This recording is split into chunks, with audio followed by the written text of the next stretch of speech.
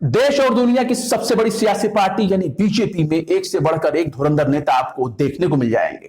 Corona काल में बहुत से प्रतिभाओं को उभरते हुए देख पूरी दुनिया हकबक हो गई और हैरानी भरी नजरों से देखते हुए कहा कि आखिर इतने नमूने एक ही पार्टी में कहां से आ गए। एक ने कहा गौमूत्र पियो कोरोना छू मंतर, एक ने कहा पूरे शरीर में गोबर पोत लो, एक ने कहा कुंभ नहाओ कोरोना को भगाओ। लेकिन कोरोना था कि भागने के बजाय और भी पहले के मुकाबले छाती तान कर खड़ा हो गया। कोरोना की दूसरी लहर में जब लोग ऑक्सीजन के लिए यहां वहां भटक रहे थे, एक अस्पताल से दूसरे अस्पताल बेड के लिए हलाकान थे, वेंटिलेटर के लिए परेशान थे, एक एक दवाई के लिए तरस रहे थे, लेकिन बीजेपी के नेता ट्विटर पर केवल मोदी मोदी का जाप कर रहे थे। कुछ लोगों ने जनता की नजर में महान दिखने के लिए खुद को संत और परोपकारी दिखाने की कोशिश करने लगे, लेकिन पर्दे के सामने और पर्दे के पीछे के नजारे में बहुत फर्क होता है।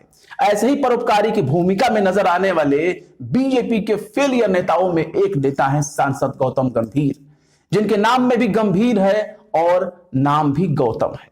लेकिन कोरोना की दूसरी लहर में लक्षण ना तो गौतम वाले थे और ना ही उनमें तनिक गंभीरता देखने को मिली। मोदी के चेहरे के दम पर बैट बल्ला चलाने वाले गौतम गंभीर चुनाव जीतकर सांसद तो बन गए, लेकिन हरकतें वही चिंदी-चोर वाली ही बनी रही। जब पूरी दिल्ली में कोरोना की दूसरी लहर के दौरान लोग फेविफ्लू खोज रहे थे, तब बीजेपी के सांसद महोदय ने अपने पास फेविफ्लू का पूरा स्टॉक खरीद लिया, पूरा जखीरा खरीद लिया और जनसेवा के नाम पर फेविफ्लू को बांटने का परोपकार करने लगे। हालत यह हो गई कि लोग फेविफ्लू के लिए यहां वहां भटकने लगे। सांसद महोदय कहने लगे कि मेडिकल स्टोर पर क्यों जाना, हमारे यहां आना, हमारे पास मौजूद है फेविफ्लू का जखीरा। लेकिन हाईकोर्ट ने एक जनहित याचिका पर सुनवाई करते हुए गौतम गंभीर को गंभीरता से आड़े हाथों ले लिया है और गौतम साहब नप गए। हाईकोर्ट के एक्शन से बचने के लिए बीजेपी सांसद गौतम गंभीर ने देश की सबसे बड़ी अदालत का दरवाजा खटखटाया, लेकिन वहां भी गौतम गंभीर के कारनामों की चर्चा पहले से ही चल रही थी। लिहाजा गौतम गंभीर को सुप्रीम कोर्ट से कोई राहत नहीं मिली। सुप्रीम कोर्ट ने हाई कोर्ट के जांच के आदेश में दखल देने से साफ तौर पर इनकार कर दिया। इसके बाद गौतम गंभीर को अपनी अर्जी बहुत ही बेशर्मी के साथ वापस लेनी पड़ी। अब सुनने में आ रहा है कि वो हाई कोर्ट का दरवाजा खटखटाएंगे और वहीं अपील दायर करेंगे। सुप्रीम कोर्ट ने कहा कि इस तरह एक व्यक्ति दवा खरीदकर नहीं बांट सकता। कोरोना की दूसरी लहर के दौरान लोग एक कोने से दूसरे कोने तक भाग रहे थे। Justice D.Y.. चंद्रचूड़ ने कहा कि हमने अखबार में पढ़ा कि लोग किस तरह से दवा और ऑक्सीजन के लिए मारे मारे फिर रहे थे, वहीं कुछ लोग और उनके संगठन दवा बांट रहे थे। इस तरह के काम की इजाजत नहीं दी जा सकती। कोरोना की दूसरी लहर के दौरान लोगों को फेविफ्लू बांटने की, दवा की जमाखोरी करने, खरीदने और बांटने की हरकत पर हाईकोर्ट की कार्रवाई से बचने के लिए सांसद गौतम गंभीर की याचिका पर सुप्रीम कोर्ट ने सुनवाई की और गौतम गंभीर की सारी पोल पट्टी खुल गई। सांसद साहब को अपनी याचिका वापस लेनी पड़ी और उनकी नजर अब हाई कोर्ट की तरफ है।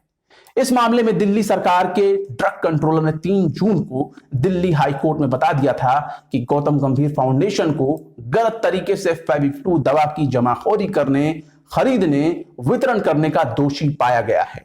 फेविफ्लू वो दवा है जो कोरोना के मरीजों के इलाज में इस्तेमाल होती है। ड्रग कंट्रोलर ने कहा है कि दवा डीलरों के खिलाफ बिना किसी देरी के कार्रवाई की जाए। ड्रग कंट्रोलर ने हाईकोर्ट को बताया कि आम आदमी पार्टी के विधायक प्रवीण कुमार भी ड्रग एंड केमिस्ट एक्ट के तहत इसी तरह के अपराध में मुलविस है, उन्हें दोषी पाया गया है। दिल्ली हाईकोर्ट ने ड्रग कंट्रोलर को 6 सप्ताह के भीतर इस केस का स्टेटस रिपोर्ट दाखिल करने के लिए कहा है। ड्रग कंट्रोलर की ओर से पेश वकील नंदिता राव ने कहा कि गौतम गंभीर के फाउंडेशन ने ड्रग और केमिस्ट एक्ट के तहत अपराध किया है, क्योंकि उन्होंने अनाधिकृत तरीके से दवा का स्टॉक खरीदते हुए पाया गया। इससे पहले 31 मई को दिल्ली हाई कोर्ट ने बीजेपी सांसद गौतम गंभीर द्वारा बड़ी मात्रा में फेविफ्लू खरीदने के मामले में सही तरीके से जांच नहीं करने पर ड्रग कंट्रोलर को फटकार लगाई थी और हाई कोर्ट ने कहा था कि आप जांच नहीं कर सकते तो हमें बताएं, हम आपको हटाकर किसी और को जिम्मा सौंप देंगे। हाई कोर्ट ने कहा था कि आप बताएं कि किस कानून के तहत इसकी इजाजत है, किसमें नहीं।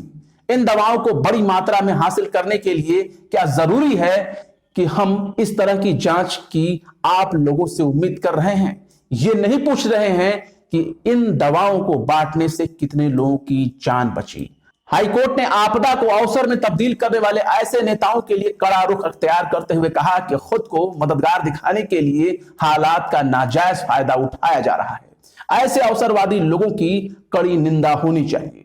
दिल्ली हाईकोर्ट ने ड्रग कंट्रोलर्स की स्टेटस रिपोर्ट भी खारिज कर दी और कहा कि यह सिवाय कागज के और कुछ नहीं है। दरअसल दिल्ली हाईकोर्ट दीपक कुमार द्वारा दायर एक जनहित याचिका पर सुनवाई कर रहा है। याचिका में कहा गया है कि नेता बड़ी संख्या में कोरोना की दवाओं को खरीदने और बांटने का काम कर रहे हैं, जबकि मरीज उन्हें हासिल करने के लिए काफी परेशान हैं।